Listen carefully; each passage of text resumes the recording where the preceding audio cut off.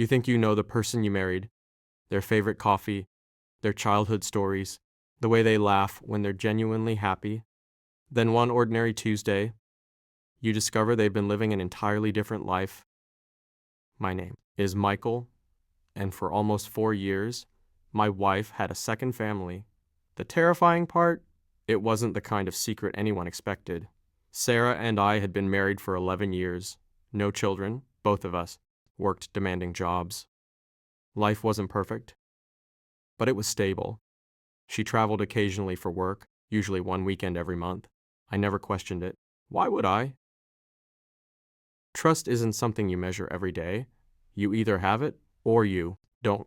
Everything changed because of a package. One afternoon, a delivery driver knocked on my door. He handed me a small box addressed to Sarah. Before leaving, he casually asked, "Same address as last month?" I frowned. "What do you mean?"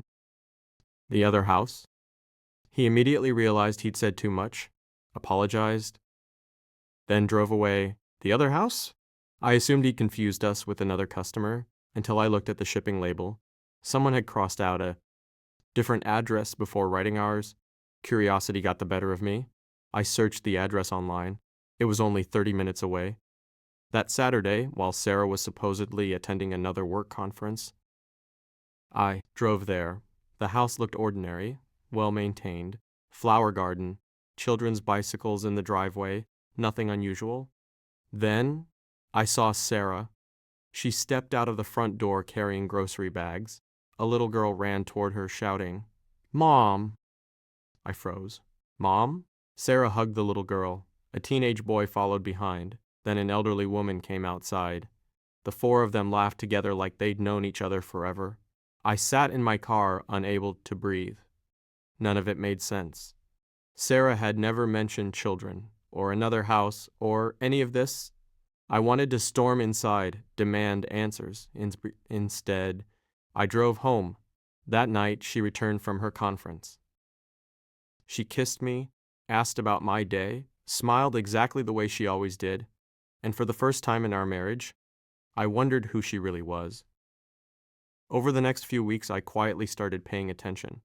Her monthly trips, phone calls she'd take outside, receipts, nothing suggested another relationship, no romantic messages, no secret bank accounts, no mysterious man, just that house.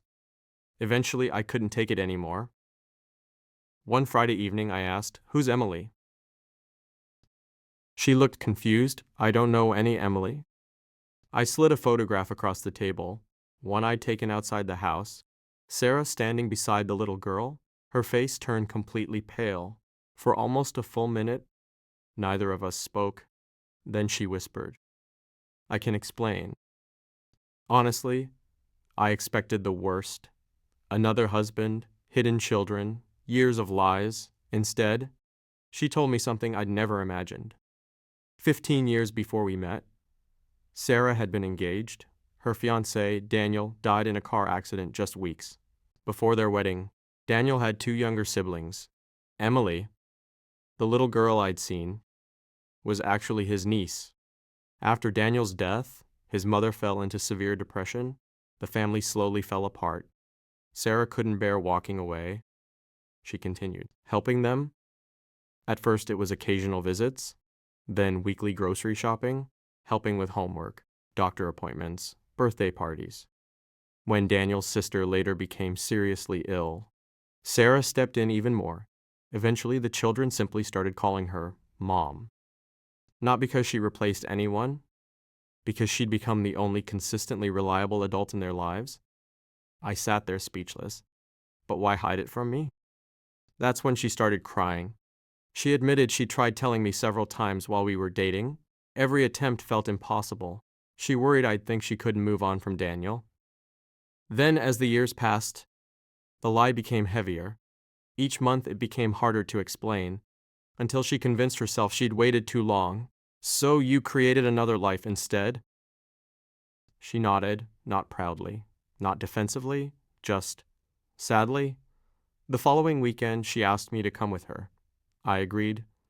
Walking into that house felt surreal.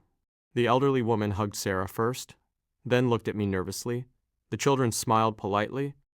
Emily, the little girl, ran over. "Are you Michael?" I nodded. She grinned.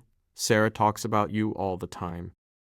That sentence completely caught me off guard.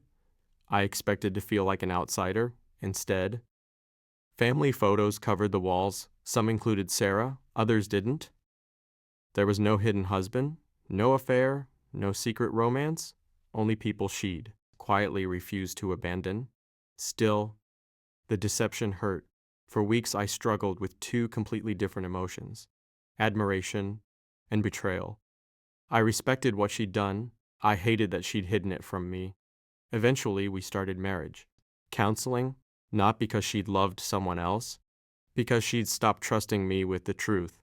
Our counselor said something I'll never forget. Keeping a kind secret can still become a painful lie. That sentence changed everything. Sarah apologized countless times, not for helping Daniel's family, for believing honesty would cost her our marriage. Ironically, the secrecy nearly did. Today, things are different. I know Emily. I know the teenage boy, Lucas. I know Daniel's mother.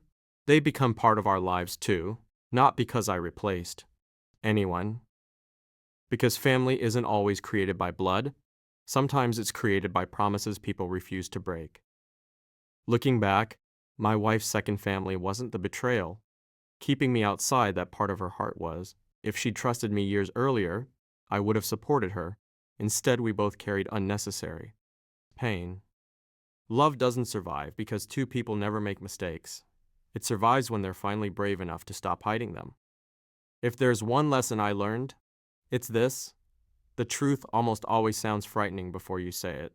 Afterward, it's usually far less terrifying than the lie you've been protecting.